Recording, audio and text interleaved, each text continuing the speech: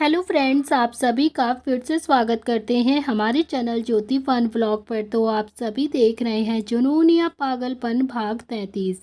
इससे पहले इस कहानी के 32 भाग अपलोड हो चुके हैं चैनल पर। प्लीज़ आप सभी लोग वो भाग ज़रूर पढ़ लीजिएगा।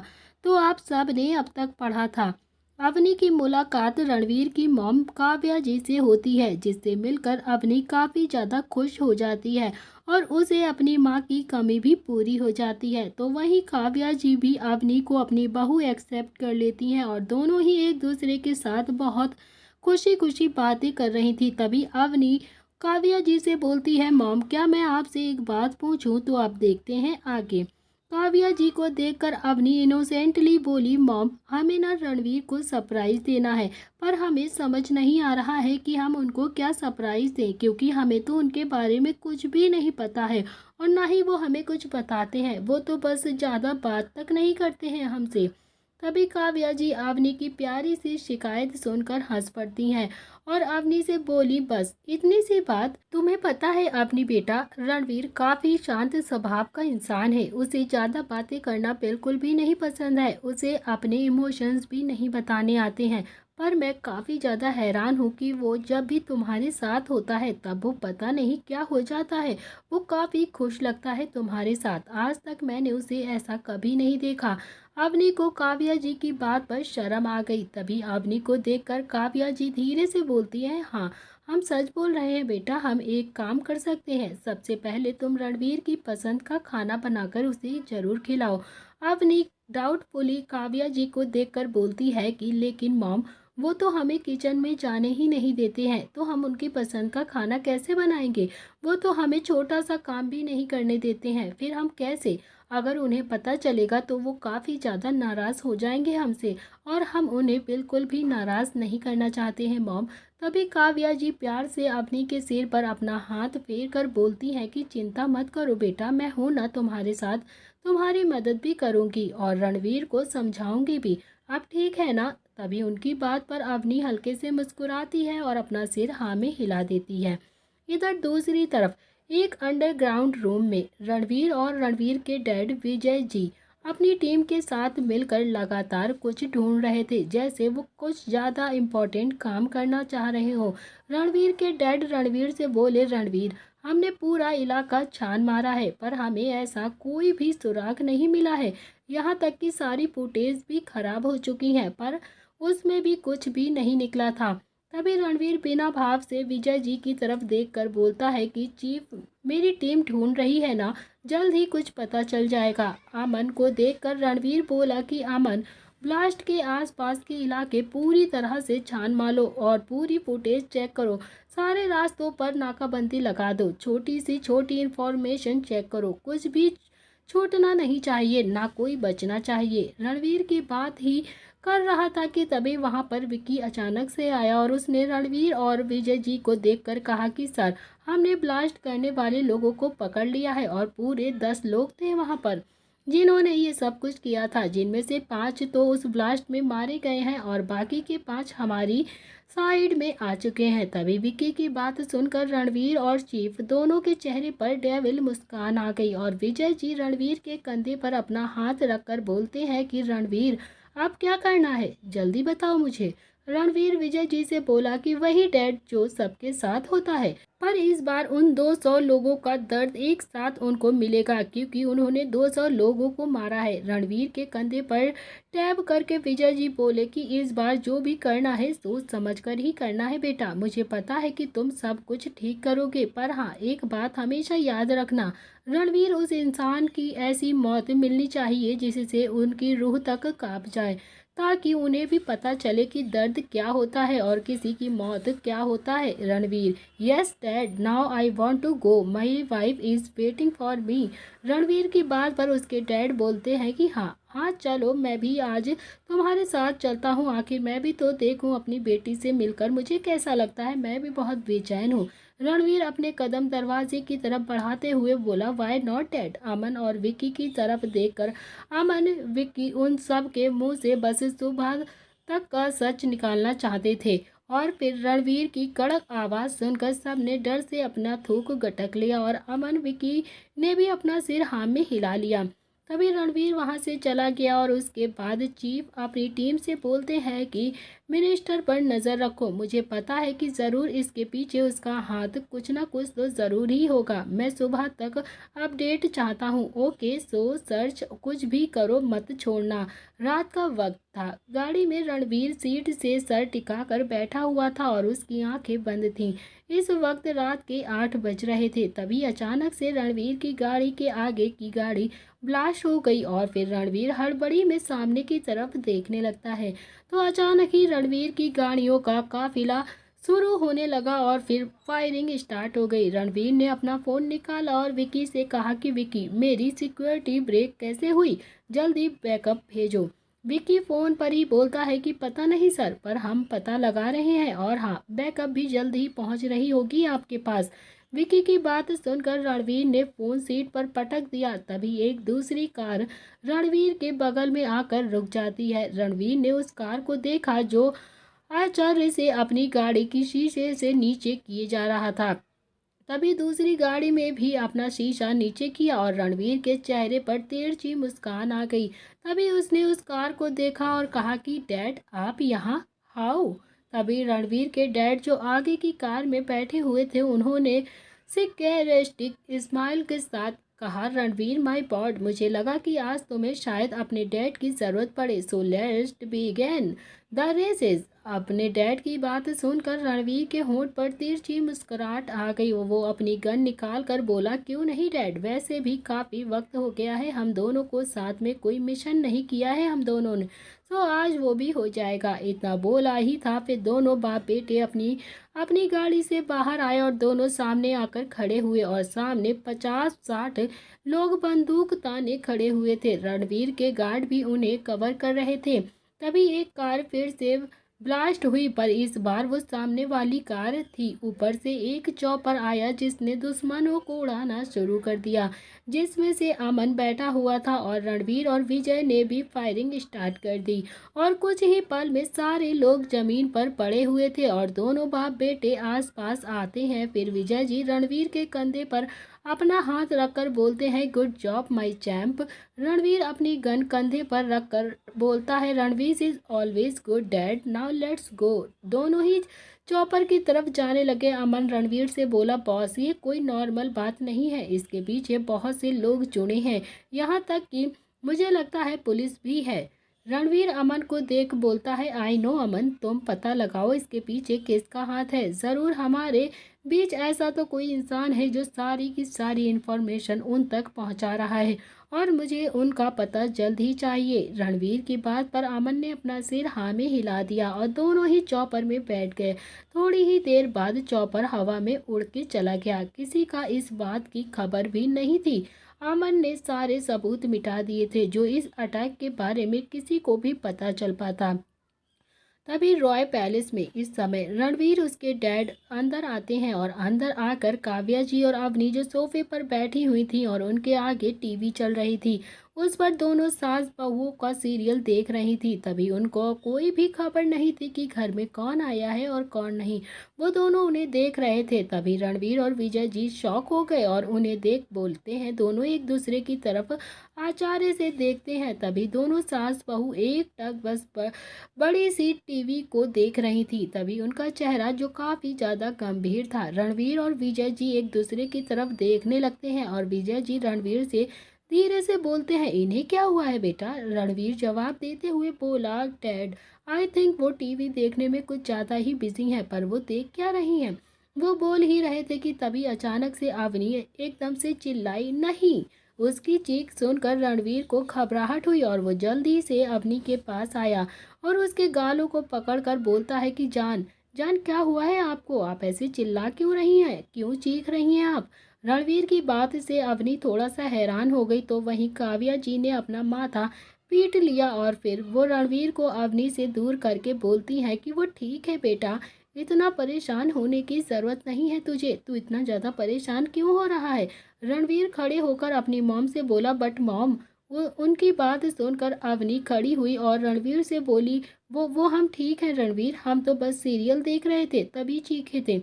वो हमें जानना था कि आगे क्या होगा, पर सीरियल ख़त्म हो गया, इसीलिए मुझे चीख निकल पड़ी। अवनी की बात सुनकर रणवीर को थोड़ा सा गुस्सा आ गया और एक सीरियल की वजह से उसकी जान एकदम से चीखी। उसने दांत पीसते हुए कहा कि मैं ये सीरियल ही बंद करवा दूंगा। मुझे नहीं पसंद ये सीरियल, इसकी वजह से तुम्हें तकलीफ हुई है जान।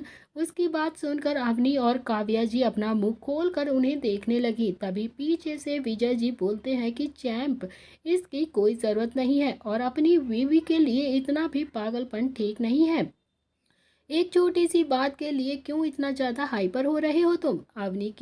अवनी ने विजय जी को जब देखा तो उसके चेहरे पर एकदम से मुस्कान आ गई। पर उनकी बात सुनकर वो रणवीर से धीरे से बोली कि रणवीर, आप ऐसा नहीं करेंगे, समझे आप? हमें पसंद है वो सीरियल, और हाँ, मॉम को भी पसंद है। अवनी की बात सुनकर रणवीर ने गहरी सांस ली। तभी काव्या जी विजय के गले लगकर बोली कि अब आप यहाँ पर आ गए हैं ना, तो अपनी बिटिया को ही देख लीजिए। विजय जी काव्या जी के फॉरहेड पर किस करके प्यार से बोले, हाँ, वो क्या है ना कि हम बहुत ही ज़्यादा इम्पोर्टेंट काम कर रहे थे, फिर पता चला कि आप यहाँ पर ही हैं, तो हम हमारी बहू से भी मिलने आ गए और आपको देखने भी चले आए, क्योंकि आपके बिना हमें भी अच्छा नहीं लगता है वहाँ पर। तभी काव्या जी उनकी बात सुनकर मुस्कुराई, तो वहीं अवनी उन्हें देखकर प्यार से बोली, आप दोनों बहुत ही ज़्यादा क्यूट हो।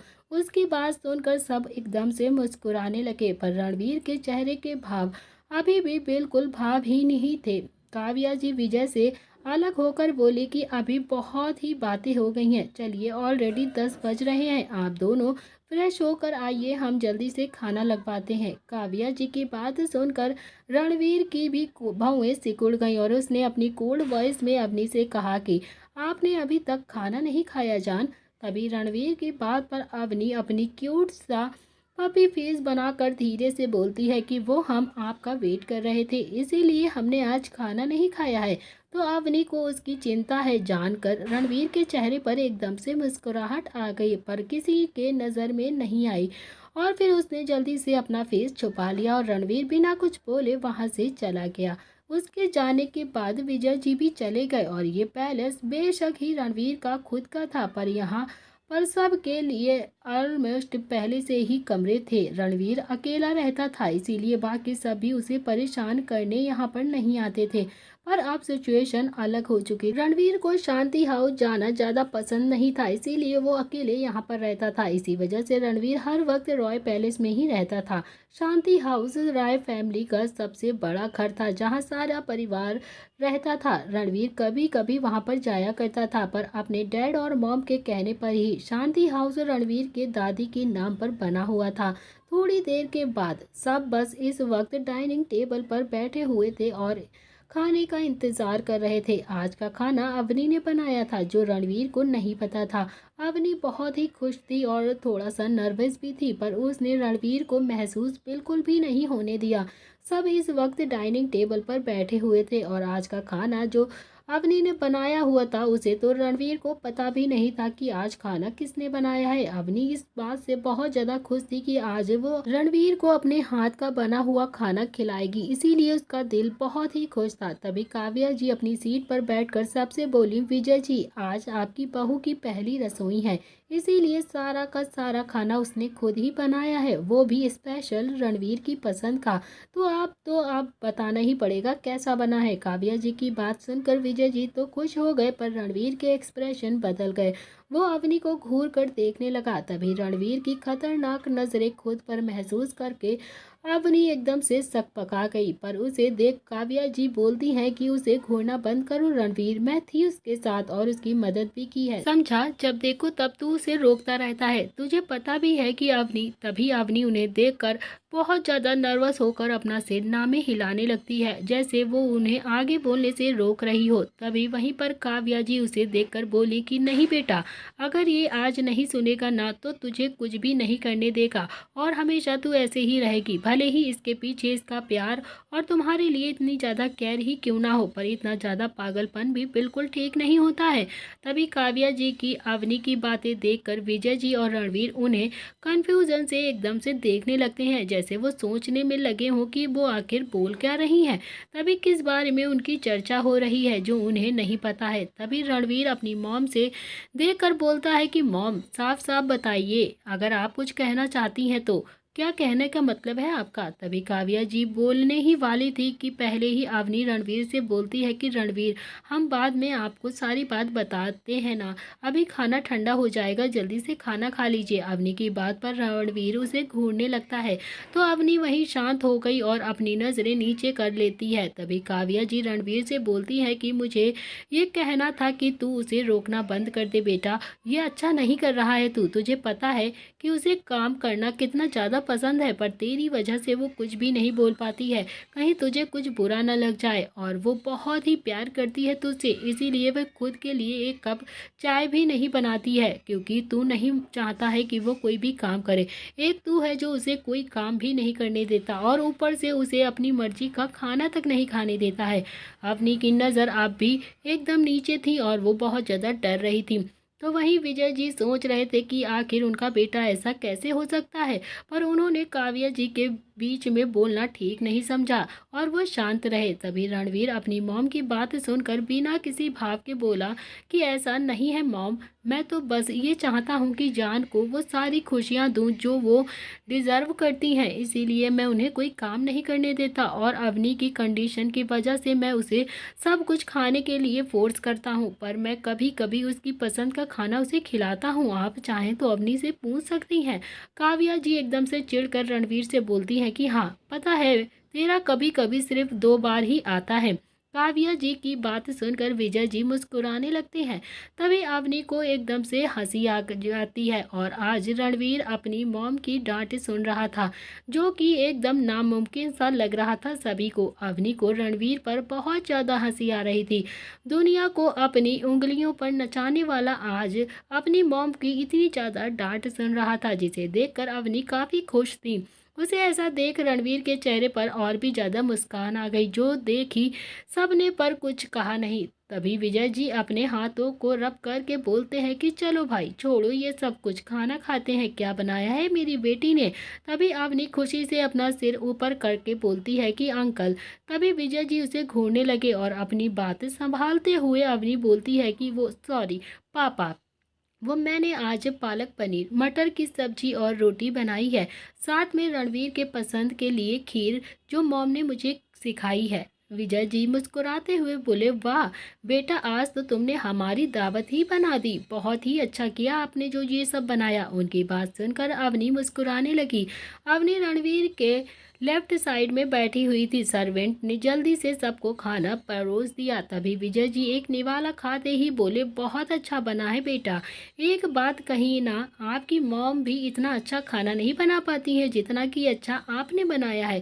तभी विजय जी की बात पर काव्या जी भी हल्के से मुस्कुराती हैं और बोलती हैं कि हाँ हाँ अपनी बेटा, काफ़ी अच्छा खाना बनाया है तुमने और खीर तो वाकई बहुत ही ज़्यादा स्वादिष्ट बनी है, बिल्कुल तुम्हारी तरह एकदम स्वीट। उनकी बात पर अवनी खुशी से बोली, थैंक यू पापा, थैंक यू मॉम, आपकी वजह से ही तो ये सब कुछ बना पाई हूँ मैं, वरना मुझे तो इतना बड़ा किचन देख कर ही चक्कर आ रहा था। वो बातें कर ही रहे थे कि तभी रणवीर चुपचाप बस खाना खा रहा था। तभी काव्या जी बोलती हैं, रणवीर तुम भी खाओ और बताओ कि कैसा बना है खाना तुम्हारी बीवी के हाथ का।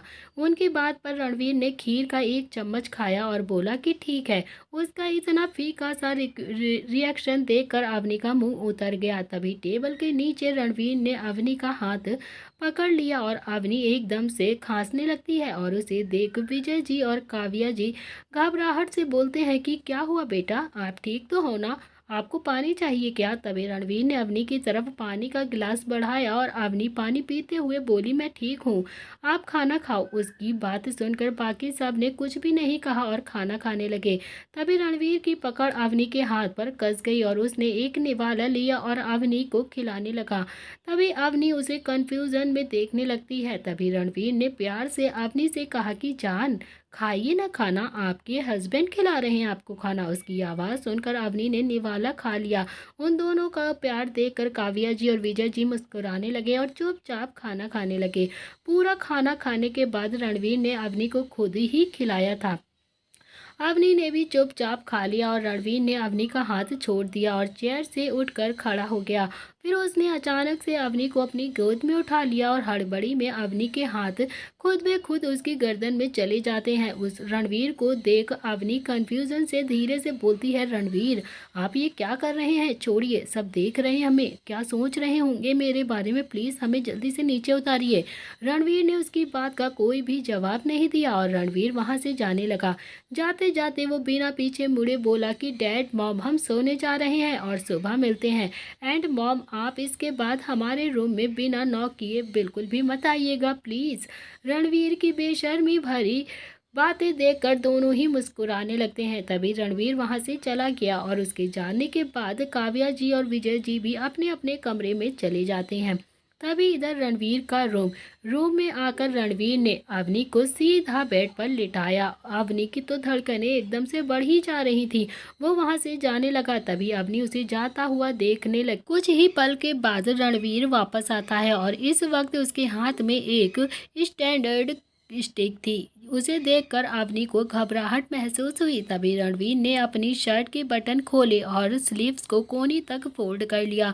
अवनी के बगल में आकर वो बैठ जाता है। तभी रणवीर ने दवाई निकालते हुए पूछा, हमने आपको कहा था ना, फिर भी आपने खाना क्यों बनाया? देखा कितनी बड़ी चोट लगी है आपको। रणवीर की बात सुनकर अवनी एक टक बस उसे देखने लगती है। तभी फिर से रणवीर की आवाज़ आती है कि जान हमें घूरना बंद करिए और जल्दी से बताइए कि आपको कैसी लगी, वरना हम अभी आपको हॉस्पिटल भर्ती करवा देंगे। फिर मत कहिएगा कि हम आपकी कोई भी बात नहीं मानते हैं, फिर बाद में आप बोलती हैं कि आप ऐसा क्यों करते हैं। तभी रणवीर की बात सुनकर अवनी हड़बड़ी में बोली कि वो हम खाना बना रहे थे तभी मॉम आपके बारे में बता रही थी कि हमारा ध्यान नहीं गया और हाथ गरम बर्तन पर लग गया। मॉम चिंता करती इसीलिए हमने उन्हें नहीं बताया। पर आपको कैसे पता कि हमें इतनी ज़्यादा चोट लगी है? बोलिए, क्योंकि हमने तो आपको नहीं बताया। हमने तो किसी को भी नहीं पता चलने दिया। तभी रणवीर अवनी को अपनी गोद में उठाते हुए बालकनी में लेकर जाने लगता है और जाते हुए रणवीर अवनी की आंखों में देखकर बोलता है कि जान हमारी नज़रों से कुछ भी नहीं छुप सकता है और आपकी चोट तो बिल्कुल भी नहीं, आप भी नहीं समझी। नाउ टेल मी आप क्या बोल रही थी? तभी रणवीर ने अवनी को नीचे उतारा और फिर पीछे अपनी बाहों में भर लिया। तभी अवनी ने रणवीर के हाथ पर अपने हाथ रखे। अवनी को काफ़ी शर्म आ रही थी उसके गाल पर गाल रखते हुए और उसकी धड़कनें एकदम से बढ़ी हुई थी। रणवीर के सख्त हाथ अवनी के खुली हुई कमर पर थे। तभी रणवीर के हाथ लगातार उसकी कमर को सहला रहे थे। तभी रणवीर के चिन अपनी अवनी के शोल्डर पर रखे हुए थे। अवनी काफी बेचैन हो रही थी और उसके मुंह से आवाज भी नहीं निकल रही थी। ऊपर से रणवीर का एहसास अवनी को मदहोश करता जा रहा था। रणवीर अवनी को महसूस कर उसकी नेक पर किस करते हुए अपनी सैडिफिक वॉइस में बोलता है कि जान मुझे तुम्हारी आवाज़ सुननी है, प्लीज़ कुछ तो बोलो। बोलो आप हमें क्या बोलने वाली थी सुबह। तभी रणवीर की आवाज़ सुनकर अवनी ने अपनी आंखें एकदम से मीच ली और फिर पलटकर रणवीर के गले लग गई। उसने अपने दोनों हाथ रणवीर के इर्द गिर्द डाले हुए थे और अपना चेहरा उसके चेस्ट में छुपा लिया था। रणवीर ने भी अवनी को कसकर बाहों में छुपा लिया था और अवनी के ऐसा करते ही रणवीर के चेहरे पर एकदम से मुस्कुराहट आ जाती है। उसने पीछे से अवनी के बाल को एक साइड में किया और फिर उसकी पीठ पर अपने हाथ फेर कर लो वॉइस में बोला, शिट जान आपकी ये हरकत हमें कहीं और न ले जाए। तभी रणवीर की बात सुनकर अवनी आंखें अपनी बेशर्मों की तरह खोल देती है। फिर उसने अपनी लो वॉइस में कहा, मिस्टर मॉनिस्टर आपने ऐसा क्यों किया? बोलिए। अवनी की बात सुनकर रणवीर की आंखें हैरानी से एकदम से छोटी हो गई और फिर उसने अवनी को दूर किया और उसकी आंखों में देखते हुए कहा कि जान क्या हुआ है और क्या किया है हमने? और हमने तो कुछ भी नहीं किया है अभी। रणवीर की आंखों में देख अवनी की आंखें एकदम से नम हो जाती हैं और अवनी की आंखें देखकर रणवीर को एकदम से घबराहट होने लगी और उसने उसके दोनों गाल पकड़कर कहा कि बोलो जान क्या हुआ है? उसकी बात सुनकर अवनी अपना सिर झुकाकर धीरे से बोलती है कि आपने मेरी वजह से हमारी ट्रेडिशनल वेडिंग कैंसिल कर दी है ना। तभी रणवीर अवनी की बात सुन राहत की सांस लेता है और उसने अवनी के सिर को अपने सीने से लगा लिया और फिर रणवीर ने अवनी के सिर में अपना हाथ चलाते हुए कहा कि बस इतनी सी बात जान, जिसके लिए आप इतना ज़्यादा उदास हैं, उसके लिए आपको इतने आंसू बहाने वाली बात क्या है? रणवीर की बात सुनकर वो इर्द गिर्द चेस्ट पर लिपटते हुए बोलती है, इतनी सी बात नहीं है रणवीर, हमें आपसे पूरी रीति रिवाज से शादी करनी थी। रणवीर अवनी को गोद में उठाकर बेड की तरफ ले जाते हुए बोलता है कि आई नो जान, बट ये सब करने के पीछे एक वजह थी, पर वो वजह आप नहीं है, समझी? रणवीर की बात सुनकर अवनी उसे देखते हुए बोली, नहीं, आप झूठ बोल रहे हैं ना, हम ठीक नहीं थे इसीलिए आप झूठ बोल रहे हैं। अवनी की बात सुनते हुए रणवीर ने उसे बेड पर लिटाया। तभी अवनी बेड पर बैठ गई और फिर रणवीर को देखने लगती है। रणवीर भी उसे देख रहा था। रणवीर ने अवनी को लिटाकर फिर अपनी शर्ट के बटन एकदम से खोलने लगता है और उसे देखकर अवनी ने अपना थूक गटक लिया और फिर रणवीर ने अवनी के एक्सप्रेशन देखकर कहा कि जान, कल शादी के बाद हमें डैड का मैसेज आया था और उन्होंने कहा था कि हमारी रिचुअल शादी सबके साथ और आशीर्वाद के साथ हो, इसीलिए हमने वो बिना आपसे पूछे वो सारी की सारी प्रिपरेशन कैंसिल करवा दी थी।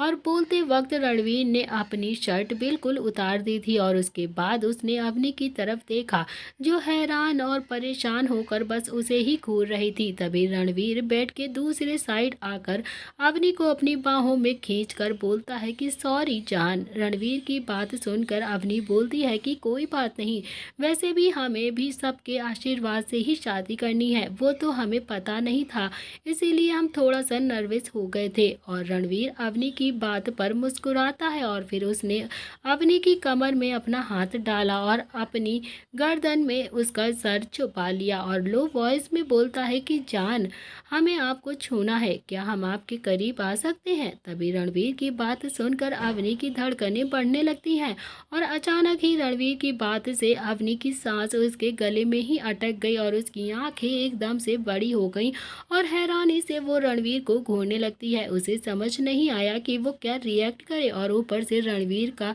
इतना ज़्यादा करीब होना, वो भी बिल्कुल शर्टलेस, उसे हैरान कर रहा था। रणवीर की बातें से अवनी अपने निचले होठों को बाइट कर रही थी और उसे समझ में नहीं आ रहा था कि वो क्या रिएक्ट करे। तभी देखते हैं दोस्तों, क्या जवाब देगी अवनी रणवीर की बातों का? क्या वो दोनों आज फिर हो जाएंगे एक दूसरे की बाहों में गुम?